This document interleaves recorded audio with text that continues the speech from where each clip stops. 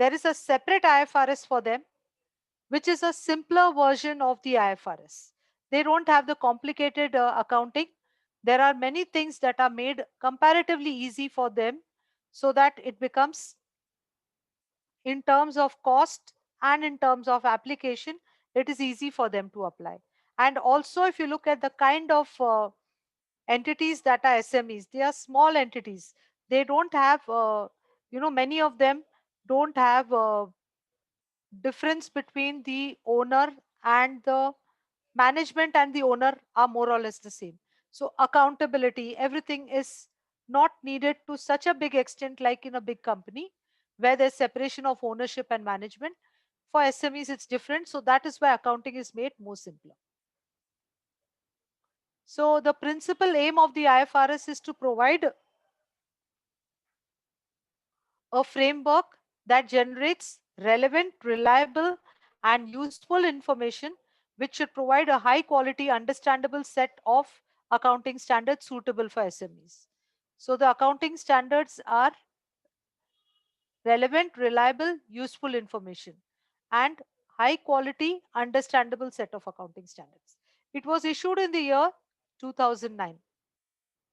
As I already told you, it is another framework that, other than the full set of IFRS, this is a separate alternative framework applicable to small and medium sized enterprises. Okay. So it incorporates accounting principles that are simplified to suit the entity and that fall within the scope. So which are the entities that fall within SMEs, I'll discuss. But for those companies, their accounting is very simplified version. Okay. In fact, they need to comply with less than 10% of the volume of accounting requirements applicable for listed companies. So complying is going to be easy, cost effective, and also not time consuming and difficult and complex for SMEs. So definitely we need to know which are the companies who will be eligible for this kind of accounting. What are those SMEs?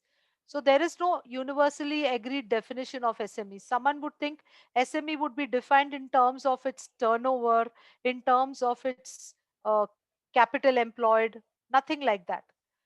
SME is just defined in terms of a company that is not listed, that is having no public accountability.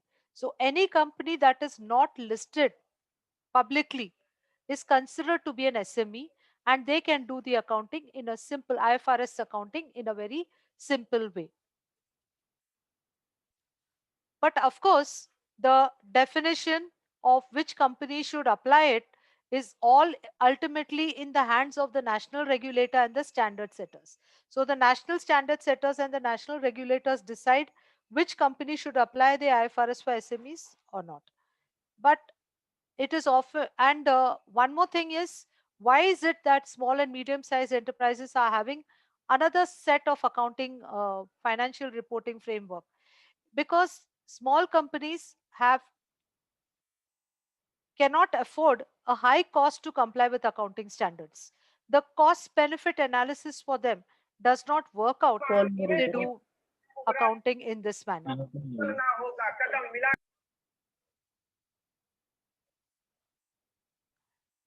So now this accounting standard, it's based on a simplified version of the IFRS, which suits all entities that fall within the scope. So there are certain topics that need not be implemented, like they don't cover earnings per share, interim financial reporting, segment reporting, insurance, asset held for sale. These are not covered at all. Also, there are treatments that are not allowable under SME standards. Example, the disallowable treatment are revaluation model of property, plant and equipment and intangible assets. It's not there. In a IFRS for SMEs, they don't have the model. So they have the simple cost model, which accounting of which is simple and known to all. Also, when it comes to accounting for financial instruments, all financial instruments are measured at amortized cost using effective interest method. So they don't have too many classifications, but If investments are made in non-convertible or non-puttable ordinary and preference shares that are publicly traded or whose fair value can be measured reliably, then it is measured at FVPL. So basically, all instruments are measured at amortized cost except investment in non-convertible or non-puttable ordinary shares, which are publicly traded shares. Then you can go for FVPL. Also, all amortized cost instruments must be tested for impairment, and there are very simple hedge accounting requirements that need to be followed. Also, SMEs can choose to apply IAS 39, which now has become IFRS 9, if they want. So there's no hard and fast rule that they need to know. Okay. Also, in terms of simplified accounting, they have certain things like when it comes to goodwill and other intangible assets, they are to be amortized over the useful life. But if the useful life is cannot be measured reliably, then you amortize it straight away over 10-year period. We know that for big companies, if there is goodwill or any other intangible asset which has infinite useful life, you need to test it for impairment annually or whenever there's indication of impairment. So here the accounting has gone simplified. You just have to do it once in, just test it, just amortize it straight away over its useful life. If it cannot be measured reliably, then over 10 years. Also, there's a simple calculation for the measurement of defined benefit plan. Okay. No, it's not as complicated as we do it. The cost model is permitted for investment in associate and joint venture. Okay. So now when they ask you questions on this IFRS for SMEs and they ask you to describe how is it different from the bigger standards, we need to understand certain key areas like what was the aim for providing the IFRS, because you wanted to these are companies which are perceived to be small. You want them to spend less money on IFRS, on implementation of IFRS. Also, you want them to have less complex accounting, and the definition of SMEs very simple and straightforward, but applicable based on the regulatory requirements. It is defined by them. And then the main thing is that the standard does not address a few things. Certain things are made simple, and you can give a few examples of how the accounting is made simple.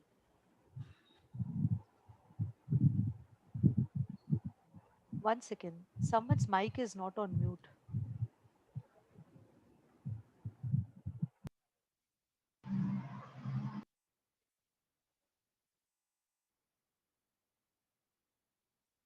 Okay.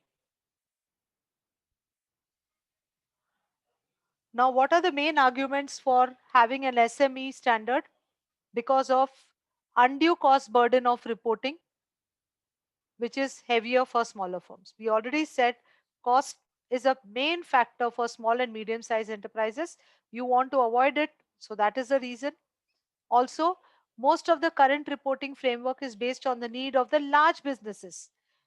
Okay, now why do we have certain things that are reported in the day to day things?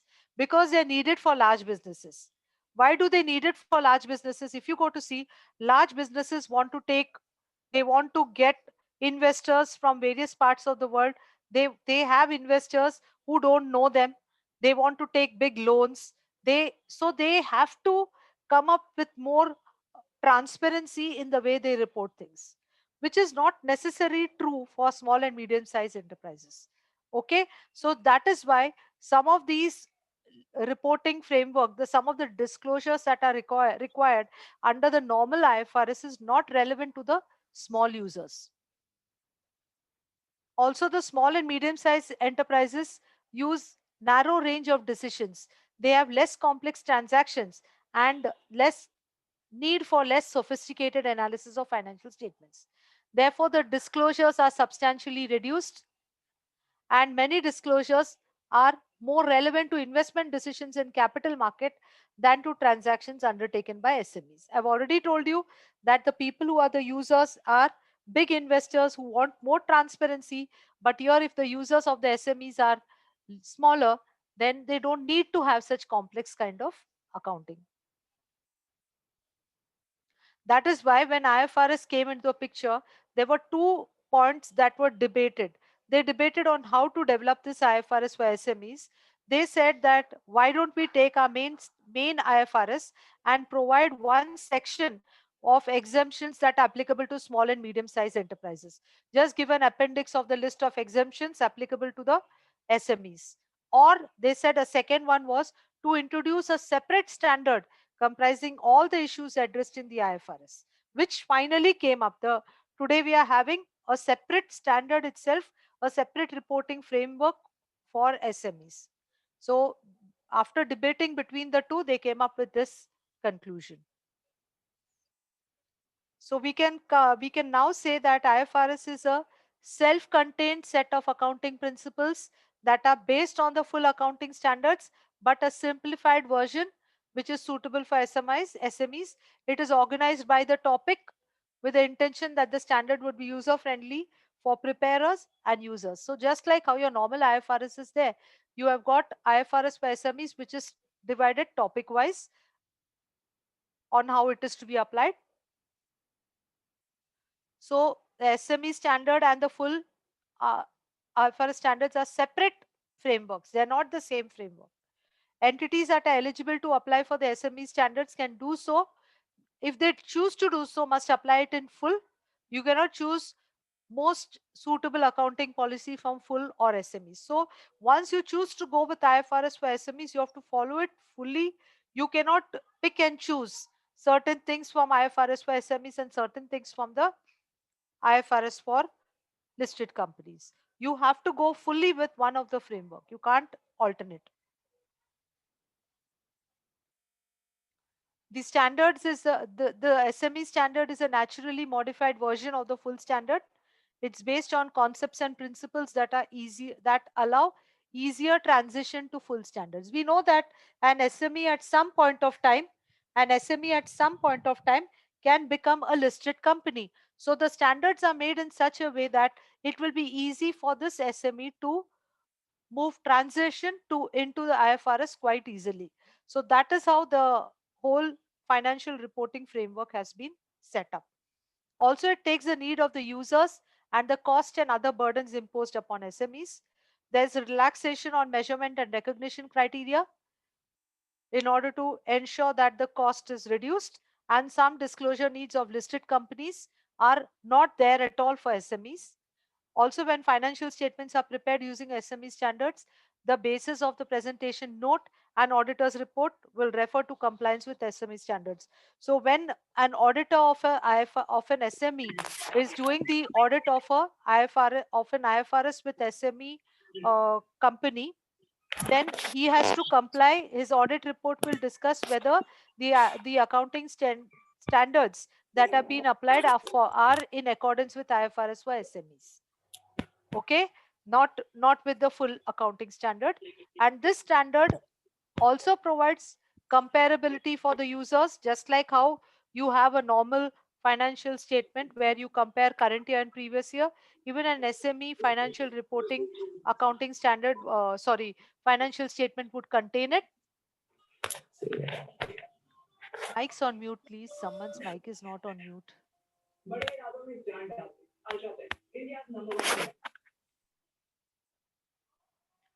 It should enhance the confidence of the financial users of the IFRS for SMEs, and it should reduce the significant cost involved in meeting the standards on a national basis.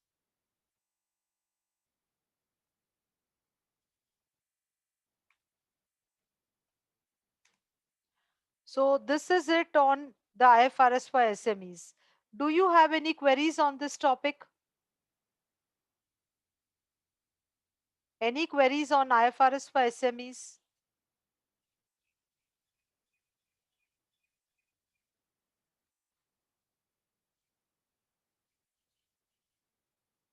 Okay, then we will look at some past exam questions on this topic.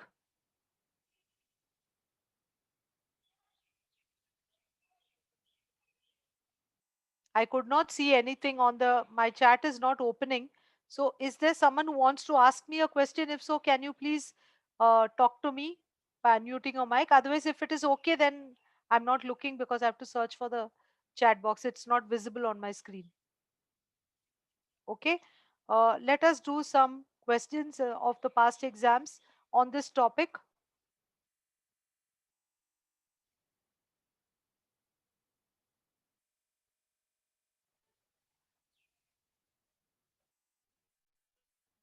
You are the financial controller of Omega, a listed company which prepares consolidated financial statements in accordance with IFRS.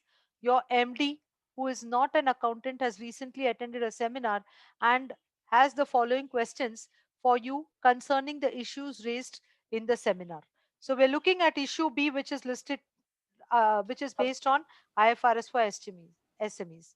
A director of a relatively small entity stated that his entity did not need to comply with the detailed requirement of IFRS because of the relative size of the entity. Is it true that there are different accounting rules which are available for smaller entities? Can his entity take advantage of it?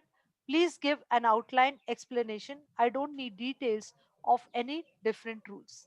Can you tell me what would be your reply to this director?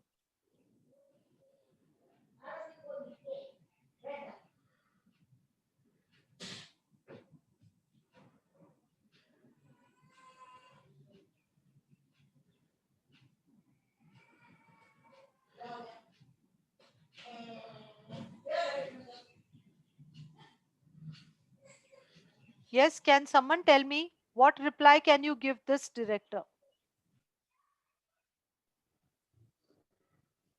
Yes, there are set of IFRS for SMEs, Yeah, okay. and it is not for but listed entity they cannot apply, because as one of the condition for the SME to apply, I mean IFRS for SME, is to it is not applicable in A those company shares. that does not have So public I think accountability. Public accountability. yes. Okay, So fine. they cannot apply So is it true even that a there are different? small So there are amount. some questions that he's asking us. Some of the questions he's asking us are: is it true that there are different accounting rules available for small entities? Can this Yes. entity, there are different rules for available for smaller entities? Is it called smaller entities? Can we say just straight away say follow entity, smaller entities? No, small and medium. I would say that it is there for the small and medium size enterprise as defined in the IFRS for SMEs or by the regulators, which normally are entities that are not publicly listed. So small Mm. is not in terms of size, but in terms of public accountability. That is what the regulators are taking. So, is it Yeah. true that there are different rules available for smaller entities? I think it's important. It may be one point to say what exactly is the IFRS for SMEs meant for whom. And in this case, it's a relatively small entity. So, is this guy involved? Can he take the benefit of the IFRS for SMEs? That's also probably a valid point for you to say. Okay. The next is, can he take advantage of them? Of course, that is a point we just said. Who can take advantage? We need to specify. Please give an outline explanation. I don't need details. So they don't want too much of details, but they want an outline explanation. So what were the key areas? Why did this come about? Can we talk about it? Why did this standard come about? For because first of all, the entities who are the smaller entities who don't have public accountability, they don't have the users who require to make economic decisions, in the sense there's very often no separation between management and ownership, so there's no need for very great transparency. Also, they don't have so much of money, so you don't want them to come up with complex accounting treatment, which is going to be time consuming, which is going to be costly, and also difficult to implement. So these are some of the factors that we can write down. Now some questions. What kind of question can come in the exam? I have given you one type of question. So similar kind of questions can come in your exam to explain something about IFRS for SMEs. Someone asked me, do you not need to have the details of the difference between full IFRS and IFRS for SMEs as given in the BPB book? What I would suggest is that I have given you some of the areas where it is not applicable. Learn those areas. I have also given you the areas where there is simple accounting treatment. So for those areas, if you are able to tell what's happening in IFRS, you will get about 5-7 points. I think that's enough. So you can do one thing, just quickly read what is in that, spend about half an hour and write down about 5 to 6 valid points. They will not expect anything more. Since you know what's happening for the full-fledged IFRS, reading what is meant for them is for IFRS for SMEs is going to be very easy. And I have covered things that were in the technical article. So from my understanding and what I've seen in the past, they haven't got into too much of details. So that's why I feel that what I have picked up probably would be enough for you. Okay. But you can do a quick read of it so that it becomes easy for you. Now let us see the answer.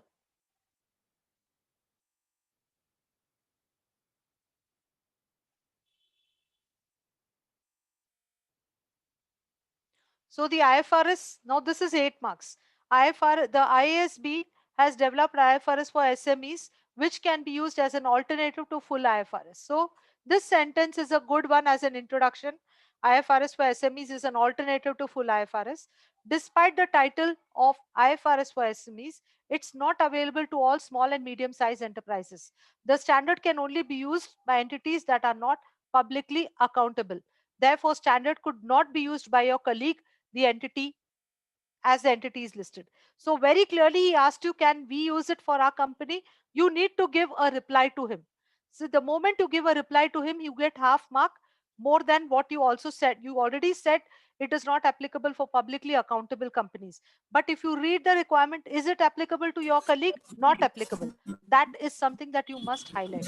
IFRS is one standard, if adopted, is used instead of IFRS. A very important line. This is a separate financial reporting framework. You cannot have alternative treatment from both the standards.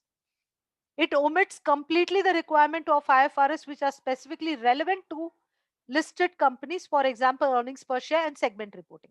So here he is talking of certain accounting treatment that are not covered by full IFRS. In addition, the subject matter included in IFRS for SMEs has simplified compared with the full IFRS. For example, research and development costs are always expensed out and non-current assets are never revalued. So here we came up with the matters that are not disclosed, not accounted for under IFRS for SMEs, and some simplified accounting. You just need to know about 4 or 5 points inside this. It's more than enough. In general, the disclosures requirements of IFRS for SMEs are considerably less burdensome than full IFRS. A further benefit is that IFRS for SMEs is updated only once in 3 years, thus reducing the extent of the change of financial reporting practice. Okay, so this is also one very valid point, that you are updating this standard only once in 3 years. So for any user, once you know it for 3 years, you don't have to worry about it. After 3 years only, when changes take place, you have to get into it. So definitely this is a very easy standard. Okay, there are more. I think there's some more questions of the past exam. You can go through your revision kit and you will find them.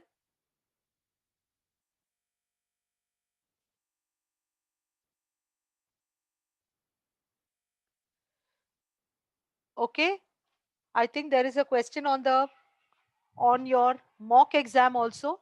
So after you study this, if you write your mock exam, you should be able to reply a bit more. I think there is a question on IFRS for SMEs. Yes. Okay. So there are past exam questions like this. Any other doubts on this topic? This is not a difficult topic. It's just that we skip, studying this topic. And in the end, then when a question comes, you're not able to give full justice to it. Because getting this 8 marks, if you read this, looks to be very easy. I'm sure